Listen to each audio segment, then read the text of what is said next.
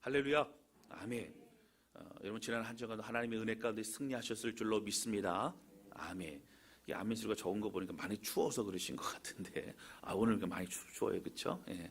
올 겨울이 추운 날씨도 많다고 하는데 여러분들 건강 조심하시고 늘 주 안에서 강건하시고 승리하는 우리 모두가 되실 수 있기를 바랍니다. 할렐루야. 아멘. 제가 성경을 보면서 깜짝 놀라는 것은요, 사실 숨기고 싶은 그 엄청난 수치의 사건들이 다 적나라하게 드러난다라고 하는 겁니다. 특히 창세기도 마찬 많이 있죠. 특별히 이스라엘 백성들은요, 선민사상으로 그 누구보다 하나님의 백성임을 그렇게 자랑스럽게 생각하는 사람들이었습니다. 선민사상이 뭐죠? 우리는 하나님의 백성이다. 하나님 우리를 선택해 주셨다. 선택받은 민족이다 라고 하는 겁니다. 그리고 아브라함과 이삭과 야곱을 통해 주신 그 언약을 믿는 사람들이기 때문에 사실 그 아브라함과 이삭과 야곱에 대한 그 조상들에 대한 존경심과 자부심은 굉장했다라고 하는 것이죠. 특별히 창세기 말씀은요, 그 배경이 제가 어떻다고 말씀드렸어요? 모세가 출애굽한 백성들이 광야에서 하나님을 정말 제대로 알아가기를 원하는 마음으로 하나님에 대해서 모세 오경을 만들게 되고 쓰게 되고요. 성령의 감동을 썼죠. 그리고 특별히 창세기는 이 태초에 창조하신 그 모든 창조의 역사서부터 시작되는 우리를 향한 하나님의 계획이 잘 드러나 있는 것을 볼 수 있다라고 하는 것입니다. 그런데 여러분, 이렇게 창세기를 통해 또 모세 오경을 통해 하나님의 모든 말씀을 우리가 살펴보면 그 조상들에 대해서도 사실 모든 연약함까지 드러난다는 것은 굉장히 충격적으로 다가온다라고 하는 것입니다. 그러나 여러분, 성경은요, 위인전이 아닙니다. 성경은 바로 사람 중심이 아닙니다. 어떤 사람을 그렇게 높여주고 어떤 사람 위대하다고 말하고 있는 것이 아니라 그 사람을 그렇게까지 인도하신 분이 바로 하나님이심을 드러내고 있다고 하는 거예요. 할렐루야. 성경은 우리 인간의 연약함에도 포기하지 않으시는 하나님의 사랑과 긍휼, 그리고 마침내 하나님의 사람으로 이끌어가시는 모든 과정들을 보여주시면서 우리가 이 땅에 어떻게 살아가야 될지에 대해서 깊이 있게 보여주고 설명해 주신 것이 바로 성경의 말씀이라고 하는 거예요. 그래서 믿음의 후손들에게 때로는 경책의 말씀으로, 경고의 말씀으로, 때로는 격려와 위로의 말씀으로 우리에게 다가오신다라고 하는 것입니다. 우리가 믿음의 길을 걸어간다고 하지만 때로는 실패하고 넘어지고 또 우리 자신이 부끄럽고 또 실망이 될 때도 참 많이 있다고 하는 것이죠. 그러나 우리는 그럴 때 어떻게 해야 됩니까? 오늘 이 말씀을 통해 창세기의 하나님, 그리고 또 아브라함의 하나님이 우리 하나님이 되어서 아브라함과 같이 믿음의 그 조상과 같은 그런 사람이 되어가는 이 성화의 과정에서 하나님을 더욱더 깊이 만나는 저와 여러분 우리 모두가 되실 수 있기를 주님의 이름으로 축원합니다. 아멘. 첫 번째 함께 나누기 원하는 것은요, 주님 안에 살아가는 것이 축복의 삶이라는 겁니다. 오늘 창세기 20장에는요,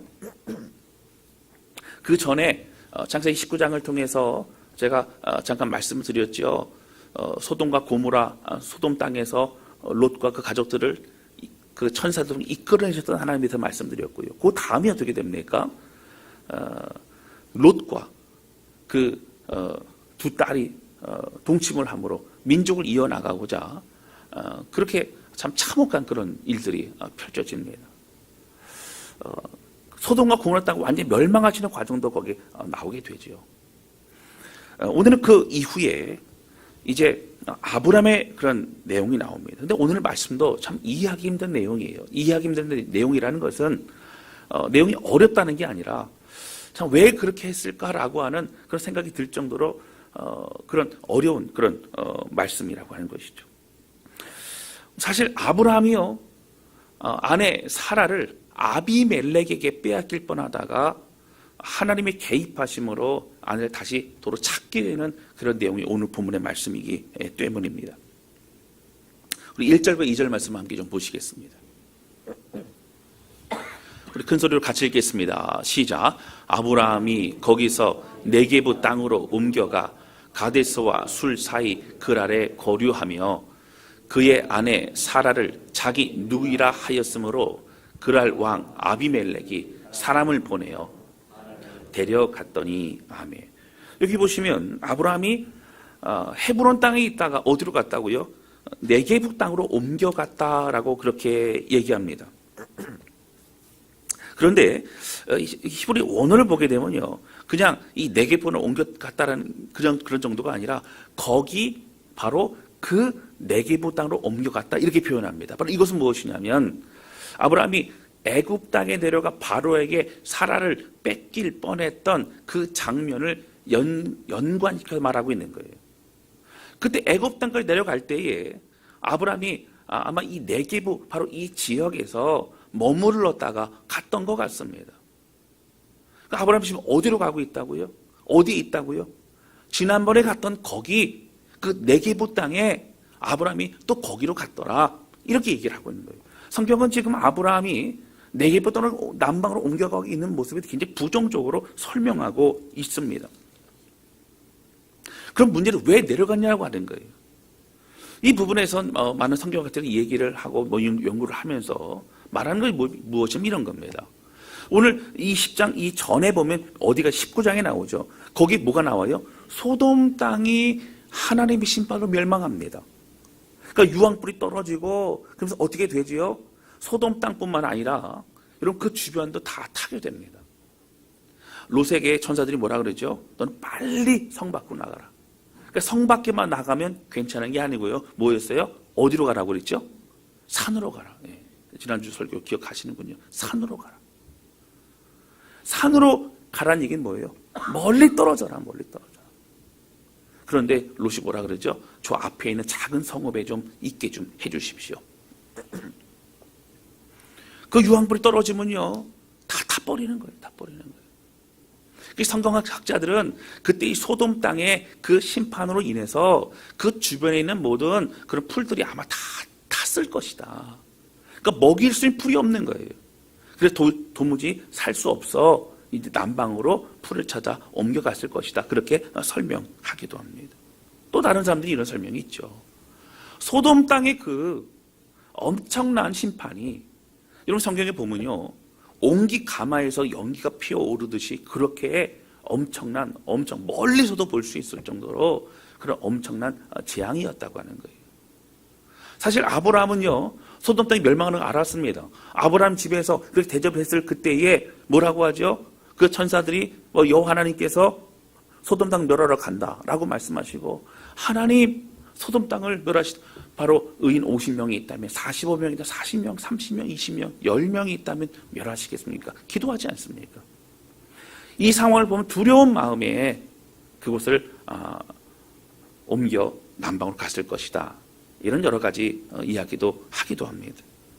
어쨌든 중요한 건 무엇일까요? 남방으로 옮겨갔다고 하는 것이죠. 근데 남방으로 옮겨가서 어떻게 됩니까?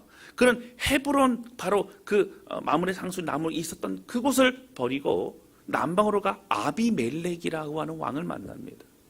여러분 사실 아비멜렉이라고 하는 그것은 왕에 대한 호칭입니다. 애굽 땅에서 바로라고 부르는 것처럼 여러분 애굽에서 바로는요 다 바로지요. 근데 실제 자기 이름이 있는 것처럼 아비멜렉도 이 블레셋 지역에 있었던 그 왕들에 대한 호칭을 말하고 있는 것입니다. 그런데 성경은 아브라함이 자신의 아내가 누이라고 말하여서 그렇게 아비멜렉 데려갔다고 얘기합니다. 2절 말 다시 보실까요? 그의 아내 사라를 자기 누이라 하였으므로 그랄 왕 아비멜렉이 사람을 보내어 사라를 데려갔더니 하였으므로 원인은 누구한테 있어요? 아브라함이 그렇게 했기 때문에 아비멜렉이 데려갔다는 거예요. 아브라함이 잘못했다는 겁니다. 여러분 아비멜렉 후궁으로 이게 데리고 갑니다. 그러니까 제가 여기서 한 가지 의문이 되는 거예요. 여러분 그 사라를요 애굽 땅에서 바로 왕이 데려갈 때만 해도 사라의 나이가 몇이었죠? 그때가 65세 정도 됐습니다. 그렇죠? 그런데 지금은 나이가 어떻게 돼요? 그가 바로 89세입니다. 그렇죠? 89세인데 후궁으로 데려갈 정도로 그렇게 뭐 아름다웠느냐, 뭐 이런 얘기도 있어요. 근데 전에도 말씀드렸지만 그 당시의 나이는 지금의 나이, 우리와 나이와 조금 이제 달라요. 왜냐하면 아브라함이 몇 세에 죽게 되죠? 175세에 죽게 됩니다. 그러니까 그때는 장수하던 시기입니다. 뭐 사실 노아가 있던 뭐 그 당시에 무드살라 그렇죠? 뭐 969세 그 정도까지 사는 건 아니었지만 그래도 막 장세 시대였던 것 같아요. 그러니까 노화나 이런 게 막 더졌던 것 같습니다. 그렇지만 그렇다고 하고도 우리가 생각해 볼 때에 이미 사실 사라는요 경수가 끊어졌어요. 그리고 뭐 그 당시 일찍 결혼하는 문화로 볼 때에는 뭐 결혼의 시기, 뭐 여인으로서 그 아름다움 이것을 드러내기는 뭐 그리 마땅치는 않았을 것 같습니다. 그럼 왜 그러면 데리고 갔냐고 하는 거예요. 여러분 이것은 이유가 있습니다. 아비멜렉은 정치와 외교적인 이유로 인해서 바로 그 사라를 후궁으로 삼으려고 했습니다. 여러분 잘 아시는 것처럼 당시에 그 고대 근동지방 그 지역에는 충격적인 사건이 하나 있었죠. 무엇이죠? 북방의 민족의 연합, 그 남쪽에 있는 그런 그 민족의 연합을 사실 어떻게 했어요? 침략을 해가지고 그들을 다스리게 됩니다. 그 조공을 받고 이렇게 되는 과정 가운데 그때 소돔 땅에 있던 바로 롯이 잡혀가게 됩니다. 그때 누가 구해줬죠? 아브라함이 구해줍니다. 자신의 사병 318명을 데리고 가서 구해줍니다. 여러분 318명으로 전쟁을 하여 승리했다는 것도 기가 막힌 그런 승리고요. 더군다나 그들을 모든 걸 다 가져왔다는 얘기는요. 그 전쟁이 뭐 대략적으로 힘의 겨루기가 아니라 완전한 승리였다는 것을 볼 수 있다라고 하는 거예요. 바로 그 사건을 통해서 그 주변 사람들은 아브라함이라고 하는 사람이 대단한 사람이다. 그리고 그와 함께 있는 여호와라는 신 대단한 그 신이다. 이런 마음이 두려움이 아마 있을 겁니다. 그런데 여러분 318명의 사병을 데려갔다면 사실 318명 사병이 있을까요? 절대 그렇지 않습니다. 가족들 지키는 사람까지 있다고 치면 뭐 적어도 500명, 뭐 적어도 뭐 그 이상의 사람이 있을 수 있고요. 또 돕고 뭐 종이라든가 많은 그런 사람들 아마 식소들도 많이 있을 겁니다. 그러면 여러분 가축적 재산과 함께 많은 사람들이 함께 이동하고 움직인다면 그 이동하는 모습들은 굉장히 두려움을 주는 그런 무리였을 것이라고 생각이 드는 거죠. 아비멜렉은 아브라함의 무리가 이쪽으로 내려온다는 소리를 듣습니다. 그리고 어떻게 해요? 내가 빨리 그에게 찾아가 얘기를 하여서 그의 동생이나 아니면 그의 딸이나 아니면 그 가족들 통해서 내가 결혼을 하여서 후궁으로 삼아 화친과 동맹을 맺어야겠다는 생각을 했다라고 하는 거예요. 만약에 사라가 이쁘고 사라가 아름다워서 내가 저 여인을 나의 아내로 삼아야겠다는 목적을 가지고 했다면 데려온 그 즉시 아마 동침했을 수도 있지만 오늘 본문의 말씀이 뒤에도 보면 아비멜렉은 후궁으로 삼았지만 동침하지 않습니다. 그러니까 여러 가지 정황과 이유를 볼 때에 그렇다고 하는 것이죠. 어쨌든 사라는요 그렇게 빼앗기게 됩니다. 여러분 사라가 사실 뭐 바로 왕에게 또 아비멜렉에게 그렇게 가게 되는 그런 일들이 왜 큰일입니까? 하나님은 사라를 통하여 이삭을 낳게 하시고 이삭을 통하여 그 후손을 통하여 이 땅에 예수 그리스도 메시아 주님을 보내주시기 위한 계획이 있었기 때문이라고 하는 거예요. 구원의 통로입니다. 약속을 이루시는 겁니다.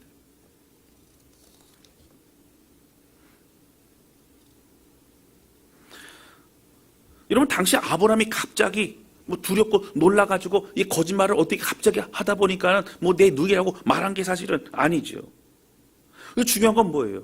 애굽 땅에서 이미 누이라고 얘기해서 바로에게 그렇게 사라를 빼앗길 뻔하고 하나님이 개입하심으로 인해서 그렇게 구해서 데려오게 됐던 치욕스러운 정말 부끄러운 그 사건이 동일하게 있었더라라고 하는 것이에요.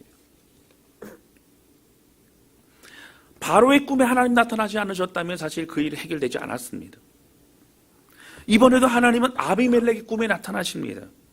그 여인을 보내지 않으면 너는 죽는다. 너의 가족들도 다 죽는다. 이렇게 말씀하십니다. 후궁으로 맞아들였지만 동침하지 않았기 때문에 아비멜렉은 4절에서 뭐라고 얘기하냐면요, 자신은 의로운 사람입니다, 나는 그와 아무 일이 없었습니다, 그렇게 항변을 하고 있습니다.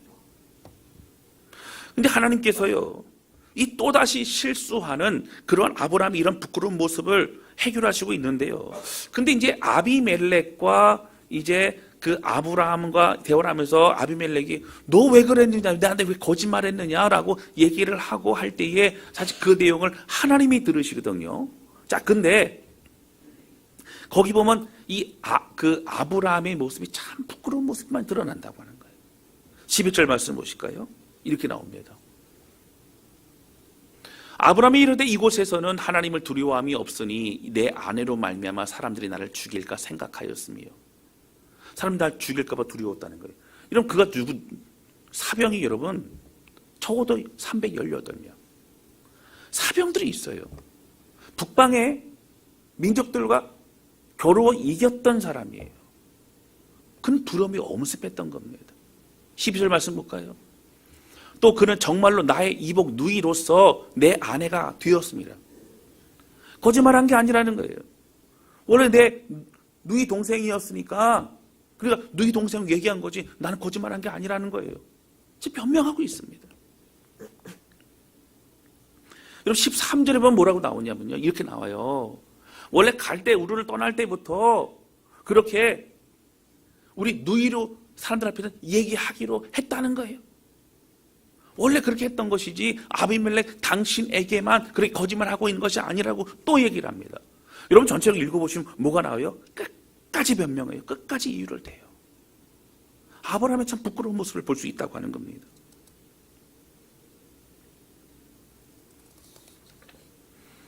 자신의 실수와 부끄러움을 진정성 있게 인정하지 않고 있습니다. 어찌 되었든지 여러 말들로 자신을 가리고 있다라고 하는 거예요. 여러분 오늘 이 본문의 말씀은요, 아브라함이 아내 사례를 이렇게 누이라고 해서 그렇게 빼앗겼다가 찾았다 이런 정도만을 얘기하지 않아요. 아브라함 마음속에 있는 근본적인 죄악에 대해 말하고 있는 겁니다. 뭘 말하고 있어요? 중요한 게 뭘까요? 우리가 입술로 어떤 것을 얘기하고 장황하게 이야기해도 중요한 것은 하나님은 우리의 마음의 중심을 다 알고 계신다라고 하는 거예요. 그게 두려운 겁니다. 어떠한 마음으로, 어떠한 의도로, 어떠한 계획으로 그런 말을 하고 있는지, 그런 행동을 하고 있는지 하나님 다 아신다라고 하는 거예요. 그런 이야기 하나하나를 성경 드러냅니다. 여러분, 저는요, 이 광야에서 모세의 그 이야기를 듣고 있는 이스라엘 백성은 어떤 마음이 들까? 아, 우리의 조상 아브라함의 후손이요, 믿음의 조상 아브라함을 통해 우린 약속을 받았고 그렇게 할 텐데, 이런 얘기를 계속 듣고 있는 거예요. 오히려 아브라함은 자신을 변명하고 입술로 여러 이유를 말하면서 결국 뭐하고 있는, 고집을 부리면 부릴수록 지금 죄를 쌓고 있는 겁니다. 하나님의 죄를 쌓고 있는 거예요. 여러분, 사람들은 속아도 하나님은 속지 않으신다고 하는 거예요. 저는 이 부분을 읽으면서 아까도 말씀드리지만 좀 부담이 되는 거예요. 아, 저도 이 본문 좀 넘어가고, 그리고 뭐 아브라함이 좀 믿음으로 승리하고 막 그런 좀 멋진 모습 좀 이렇게 보면서, 여러분 아브라함처럼 믿음으로 승리하십시오, 뭐 할렐루야, 뭐 그렇게 하면 좋은데, 이 부분을 묵상하면서 마음껏 계속적으로 저에게도 그렇고 주시는 마음이 있는 거예요. 여러분, 적어도요, 애굽 땅에 가서 바로에게 아내 사라를 빼앗길 뻔한 그때는 우리가 이해할 수 있는 것은, 그가 갈대우를 떠나서 가나안 땅에 믿음을 순종하였지만 아직 그가 믿음이 연약할 때예요. 출발하고 하나님 믿고 약속의 말씀을 붙잡고 그가 떠났던 것은 놀라운 그러한 믿음이었지만 모든 면에서 다 믿음이 있지는 않았어요. 계속 경험하고 하나님 배워 나가야 되는 과정에 있었죠. 그래서 그 정도는 우리가 이해할 수 있습니다. 근데 중요한 건 뭐예요? 지금 아브라함은 그때 이후로 24년이라는 시간이 지났어요. 지금 그는 99세입니다. 하나님의 약속의 말씀이 있었고요, 하나님 많이 경험했고요, 그리고 많은 우여곡절과 또 많은 상황들을 통해 하나님 앞에 믿음의 사람을 세워져 가고 있습니다. 지난번에 함께 나눴던 것처럼 사실 아브라함이요, 저 북방의 민족들을 이 전쟁에 승리하고 와서 이제 마음이 얼마나 뿌듯하고 얼마나 자부심과 그런 마음이 있었겠습니까? 그때 멜기세덱이 뭐라 그러죠? 천지의 주제이시여 아브라함 축복하소서. 이 모든 것은 하나님이 그렇게 하셨습니다.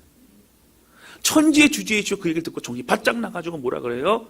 내가 이 모든 노획물을 받지 않겠다. 천지의 주제이신 하나님이 그렇게 하셨다고 아브라함도 고백하고 있지 않습니까? 그런 놀라운 은혜의 시간들이 다 있습니다. 여러분, 아브라함은요 이제 곧 어떻게 돼요? 이삭이 나와요. 이삭이. 지금 뭐 임신 중이었는지 뭐 아마 배가 부르거나 그러지는 않았을 것 같아요. 사라가. 그런데 어쨌든 하나님 약속이 있었고 그 최종적인 예언의 그 약속이 하나님 다시 말씀한 약속이 2번이나 있지 않습니까? 그 부인할 수 없는 하나님 놀라운 은혜를 경험했죠. 그러나 아브라함은 여전히 너무도 실망스러운 모습을 보이고 있다라고 하는 것입니다. 믿음의 조상이라고 말하기는 무색하다고 하는 거예요.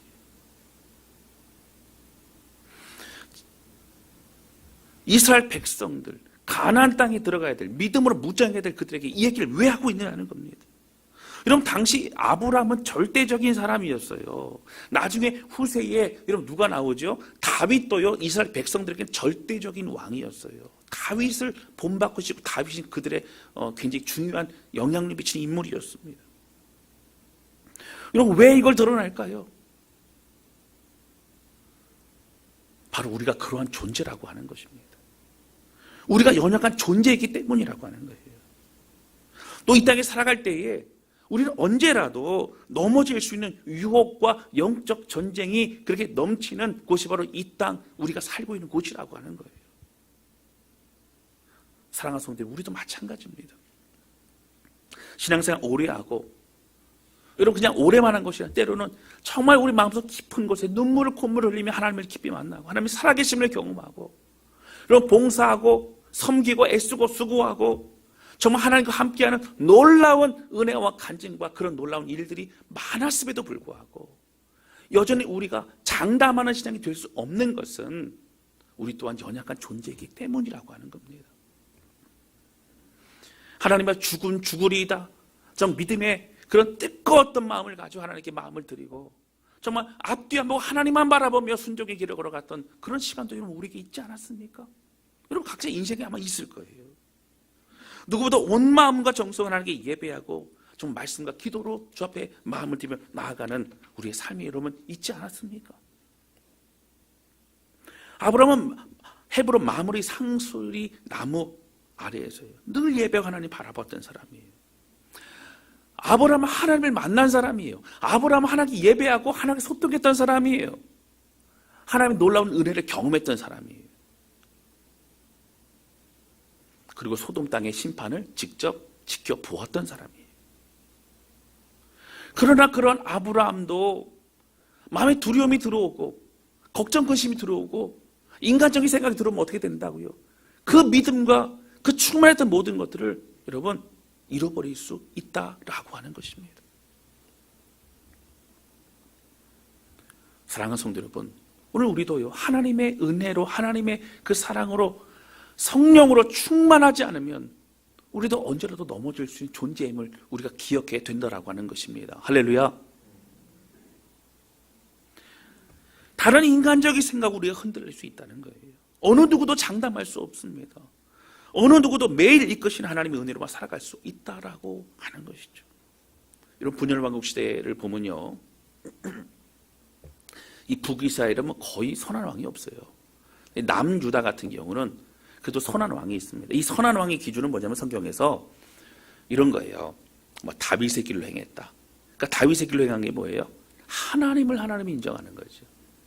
그러니까 대부분 우상 숭배가 가득했던 그곳에서 우상을 태워버리고 그리고 산 땅을 정리하고 막 그런 종교개혁을 단행했던 왕들을 성경은 선한 왕으로 그렇게 평가를 하고 있습니다. 뭐 예를 들어서 아사왕, 여호사밧 왕, 요아스 왕, 아마샤 왕, 우시야 왕, 요담, 히스기야, 뭐 요시야 왕, 뭐 이런 정도가 그렇죠. 근데 문제는 뭐냐면요, 가난하지만 대부분은 그 마지막이 좋지가 않아요. 그 왜 마지막이 좋지 않을까요? 위기와 어려움 하나님의 능력과 은혜로 좀 기도하면서 정말 승리하고, 그리고 하나님 바라보고 종교 개혁을 하고 그렇게 했던 그들이 왜 마지막에 좋지 않느냐고 하는 거예요. 여러분, 히스기야 왕만 해도 그렇습니다. 정말 그는 종교 개혁을 열심히 단행합니다. 그는요, 죽을 그때에 정말 하나님께 기도할 때에 생명 15년 연장을 받죠. 여러분, 아무나 15년 연장하지 않겠죠. 정말 그의 삶을 통해 하나님 감동 받으시고 아마 그렇게 하셨던 것 같아요. 근데 그는 외국에 사신에 오니까 어떻게 해요? 왕국에 있는 창고를 다 엽니다. 자랑하고 싶어서. 결국 나중에 남유다가 망하게 되어지는 그 단초는 뭐예요? 아, 이스라엘 땅에 저렇게 많은 금은보화가 있구나. 그 자랑으로 인한 결과로 인하여서 결국 망할 수밖에 없게 되어졌더라고 하는 거예요. 단초가 제공되는 것입니다. 여러분, 그렇습니다. 우리가 살만할 때, 이제 살만하다고 생각이 들 때에, 그때도 우리가 하나님을 바라보이는 거 너무 중요하죠. 여러분, 한번 점검해 봤으면 좋겠어요. 우리의 신앙이요, 나는 힘들 때 하나님의 도우심을 구하는 것이 중요한 사람입니까? 여러분, 중요하지. 그것이 가장 중요하면 안 돼요. 여러분, 사실 우리가 가장 평안할 때, 내가 가장 평안할 때도 정말 하나님을 온전히 온 마음과 정성을 다해 예배할 수 있는 사람이냐고 하는 거예요.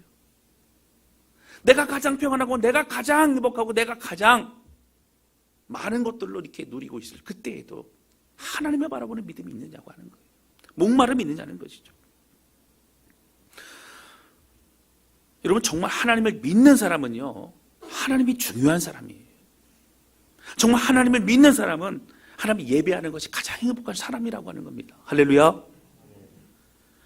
여러분, 베드로는요, 우리가 예수님을 또 부인하지 않습니까? 그걸 보면서 어떻게 베드로 그럴 수 있냐고 막 그런 얘기를 하죠.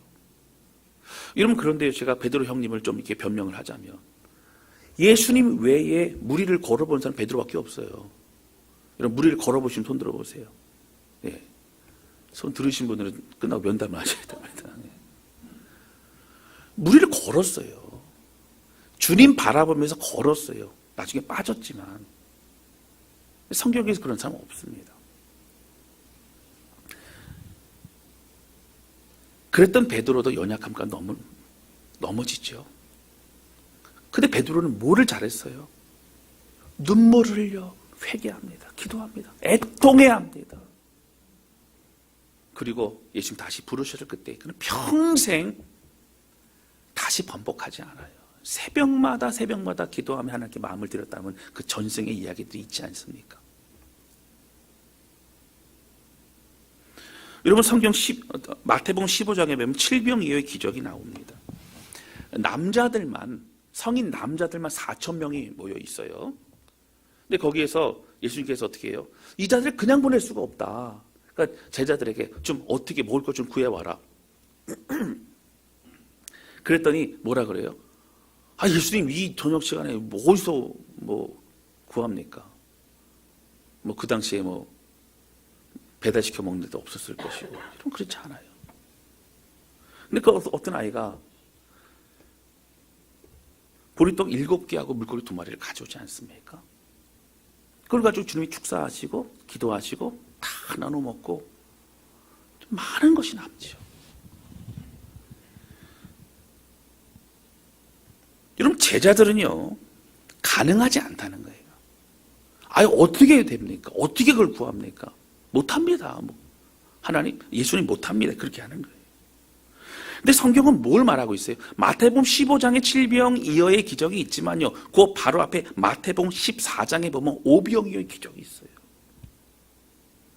그러니까 오병이어의 기적에서 이미 남자들만 5,000명, 대략적으로 적어도 거기 모인 사람 10,000명 이상의 사람들이 있는 그곳에서 예수님은 보리떡 5개와 물고기 2마리를 가지고 놀라운 기적의 역사를 베풀어 주셨어요. 거기 누가 있었어요? 똑같이 제자들이 있었다고 하는 것이죠.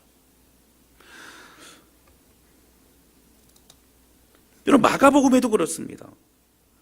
마태복음에 여러분 이렇게 15장과 14장에 있는 것은 마가복음에도 8장에 칠병이어가 있고요, 그리고 6장에 오병이어가 있어요. 이미 그 앞에 오병이의 기적을 먼저 경험하고 언급하고 그렇게 된 이후에 칠병이어가 이어지고 있다라고 하는 거죠. 여러분 질문 하나 드릴게요. 대답은 하지 말고 마음속으로 생각해 보세요.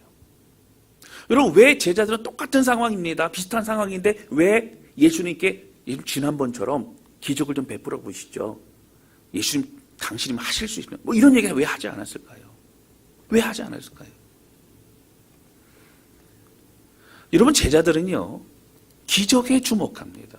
오늘 특별한 일이 있었네? 기적에 주목해요. 그러나 여러분 정말 중요한 건 뭘까요? 여러분 예수님께 주목해야 돼요. 기적을 베푸신 예수님이 중요한 겁니다.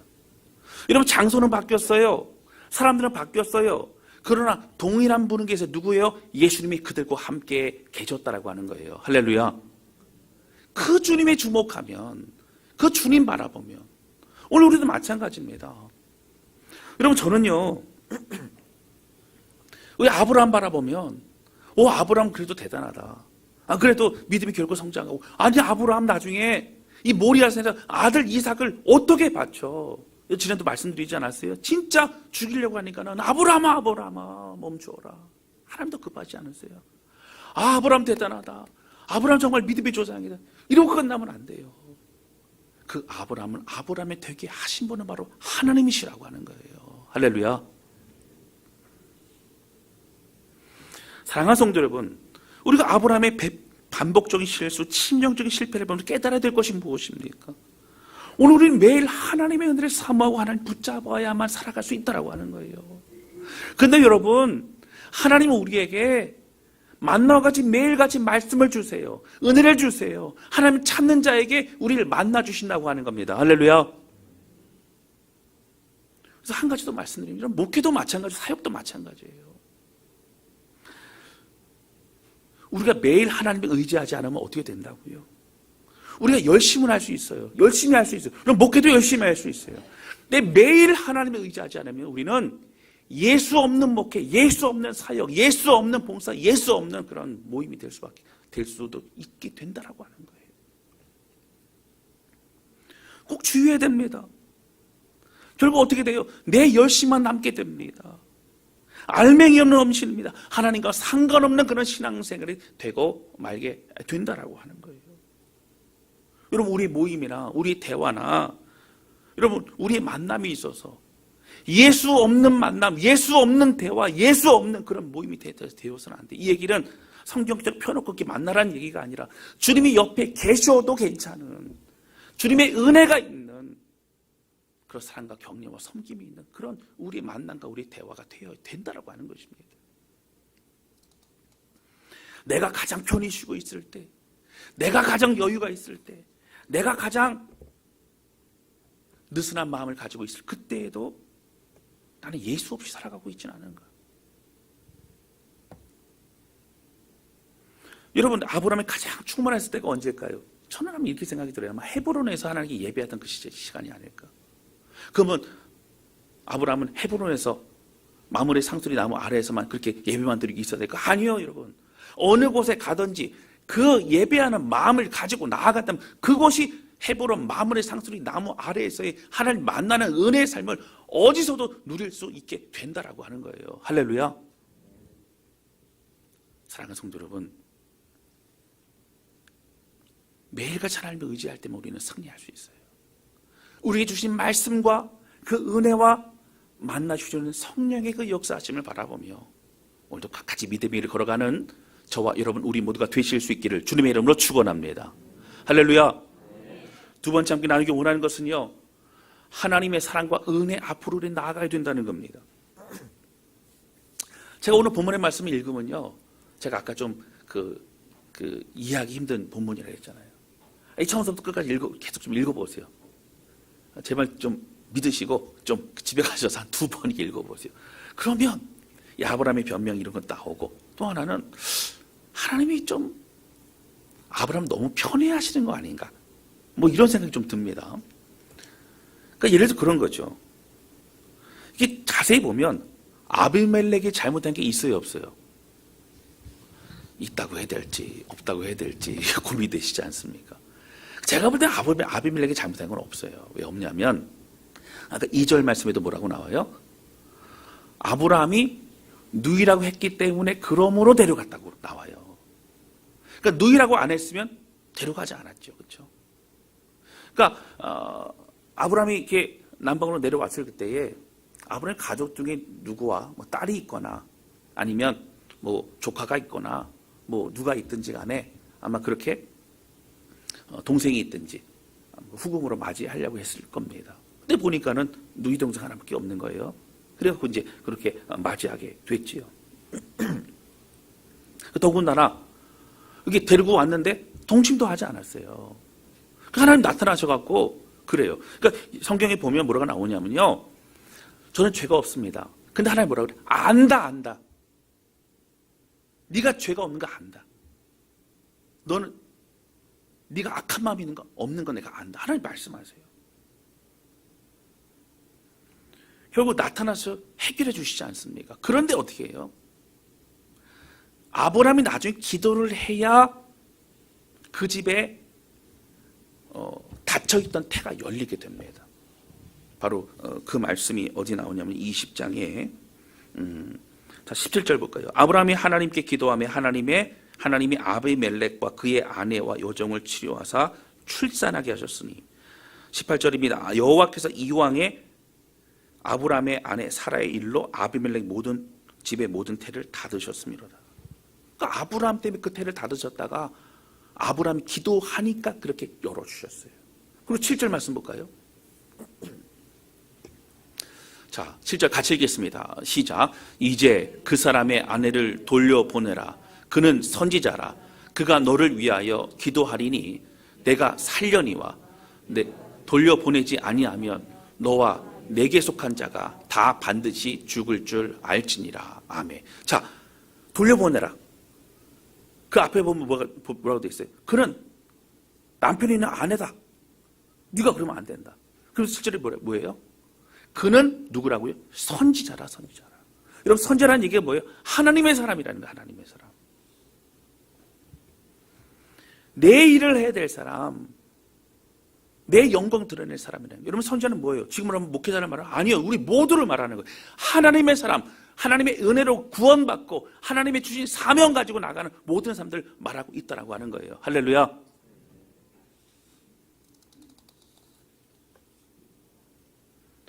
하나님은요, 아브라함을 그렇게 계속적으로 선대하시고 주변 사람들에게 나타나셔서 경고하시면서 그렇게 붙잡고 가시더라고 하는 거예요.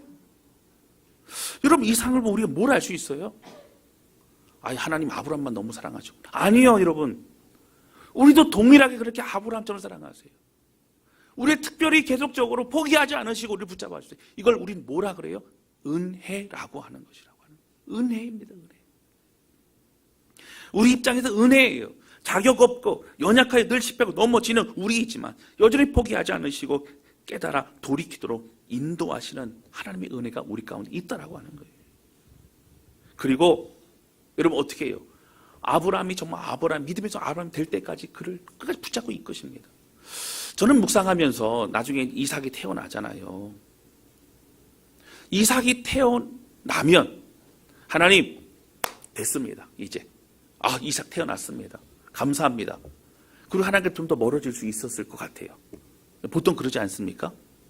아니에요. 끝까지 믿음으로 할렐루야 그런가요? 예, 맞아요. 그래야 돼요. 근데 보통은 어떤 큰 기도 좀 이루어지거나 마음이 좀 해지거나 그럴 때가 많거든요. 그런데 놀라운 것은 아브라함이 이삭을 낳고 정말 얼마나 이뻤겠어요. 그런데 그 이삭을 계속 보면서도 아브라함은 하나님을 더 깊이 바라보게 되어졌다라고 하는 거예요. 저는 이 모든 사실 부끄러워서 언급하고 싶지 않은 이런 두 번째 아내를 빼앗긴 이 흑역사가 이것도 결국 어떻게 하신다고요? 하나님은 합력과 선을 이루게 하셨다라는 거예요. 하지 않았으면 좋았을 뻔하였지만 이왕 이렇게 된 것을 통해서 하나님 깨닫게 하시고 아브라함은 그래서는 안 된다라고 말씀하시며 새롭게 이끌어 가셨다라고 하는 것입니다. 여러분 그렇습니다. 오늘 우리의 삶에 여러분 아브라함처럼 축복의 통로가 되어지고 결국 어떻게 해요?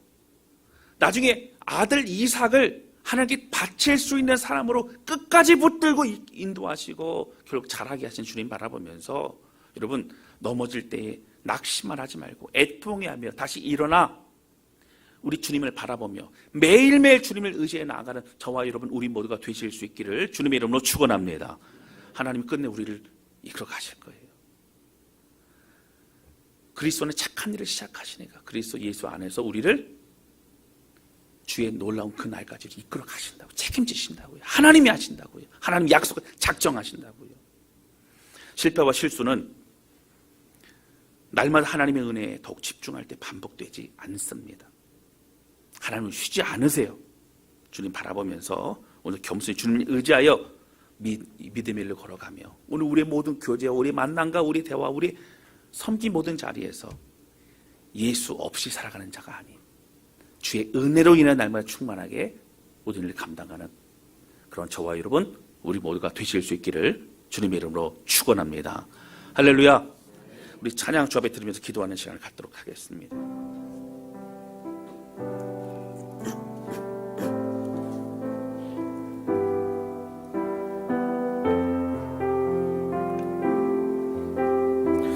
여러분 이 찬양은 참 여러분 좋아하시죠? 저도 참 좋아합니다. 참 은혜가 넘치는 찬양이에요. 그런데 여기 보면 이렇게 나와요. 나의 평생에 가장 복된 일은 내가 예수님을 만난 것이라. 내 평생에 가장 잘한 일은 내가 예수님을 주로 섬긴 것이라. 우리가 주님으로 섬긴 것도 사실은 어떤 거예요? 주님의 은혜예요. 우리 만나주셨기 때문에, 우리 부르셨기 때문에 우리 주님을 섬기는 겁니다.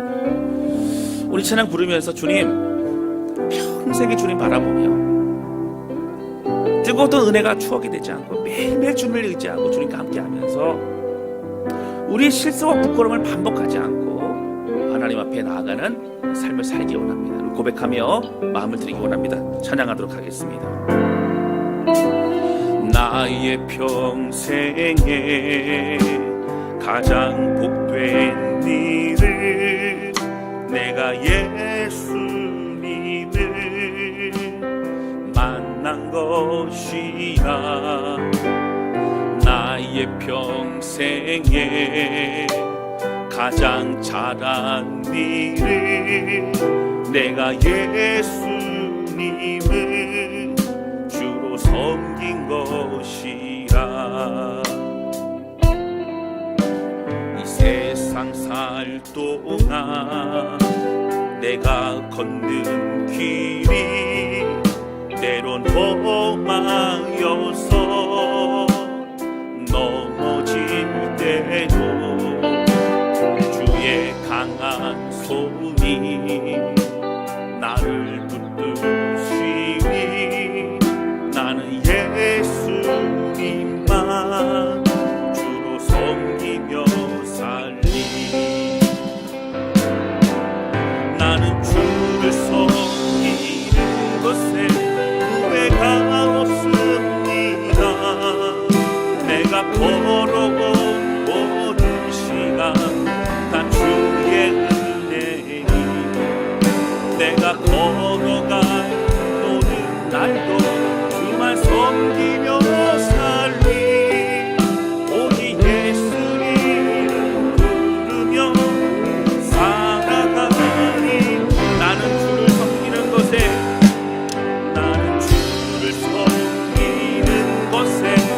후회가 없습니다. 내가 걸어온 모든 시간 다 주의 은혜니 내가 걸어갈 모든 날도 주만 섬기며 살리. 오직 예수 이름 부르며 살아가니. 아멘.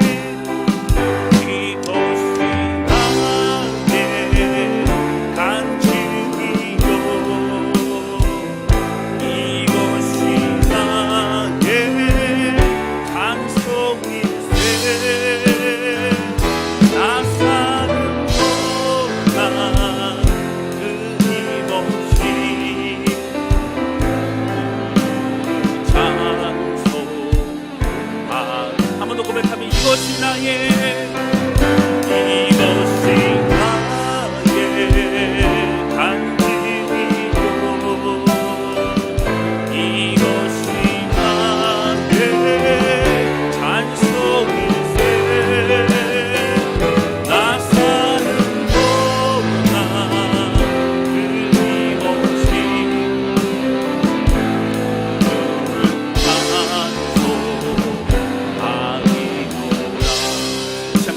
기도하기 원하면 기도할 하나님 아버지, 하나님, 매일 주님의 은혜가 없으면 내가 아무것도 할 수 없습니다. 우리의 마음조차 시험이 되고, 우리의 마음조차 낙심이 되고, 우리의 마음도 불평이 되고 원망이 됩니다. 인간적인 생각이 드러나고, 또 하나님 두렵고 걱정과 근심으로 가득 찹니다. 하나님, 오늘 아브라함의 모습을 보면서 부인할 수 없는 우리 연약함을 다시 발견하게 됩니다. 하나님을 붙잡아 주시고 매일 주님 바라보고 성령으로 충만하여 주님을 의지하며 믿음에 걸어가길 원하오니 예수 없는 삶 살지 아니하고 그 은혜로 승리하는 그런 사람으로 살 수 있도록 오늘 믿음의 주는 아브라함과 같이 우리를 이끄시고 붙잡아 두옵소서. 간절한 마음으로 고백하며 주 앞에 기도하기 원합니다. 같이 기도하시겠습니다. 하나님을 고백하며 기도합니다. 우리 왕 주님을 찬양합니다. 하나님 주님을 바라봅니다. 오늘 우리에게는 하나님이 필요합니다. 매일 필요합니다. 매일 순간 필요합니다. 하나님의 생각과 멈추게 해주셔서 하나님 반복적인 실패와 연약함을 머무르지 않도록 해주시고 주님과 함께 믿음을 걸어갈 수 있게 해주시기를 원합니다. 아버지와 나의 몸이 되신 주님을 찬양합니다. 우리의 왕이신 하나님 모든 성도의 심령에서 임하여 주셔서 주님 바라보며 믿음 안에 승리할 수 있도록 아버지 그 마음을 붙잡아 주시고 인도하여 주시옵소서. 하나님 아버지, 우리 모두 다 주님을 찬양합니다. 그 말씀을 통해서 아브라함의 부끄러운 모습, 믿음의 조상으로 더욱더 성장하는 모습 가운데서도 하나님을 향한 그 마음을 잃어버리면 무너질 수밖에 없는 것을 또한 깨닫게 하신 하나님, 오늘 우리가 날마다 주시는 만나, 날마다 주시는 말씀과 기도를 통하여 오늘도 믿음을 걸어갈 수 있도록 인도하여 주옵소서. 하나님, 우리 마음에 들어오는 모든 두려움과 불평과 원망과 하나님 걱정, 근심의 모든 걸 다 내려놓게 해주시고 오직 예수 그리스도의 이름을 부르짖으며 끝까지 믿음의 일을 걸어갈 수 있도록 인도하여 주옵소서. 모든 성도의 삶을 지키시고 인도하실 줄로 믿습니다. 예수님의 이름으로 기도하였습니다. 아멘.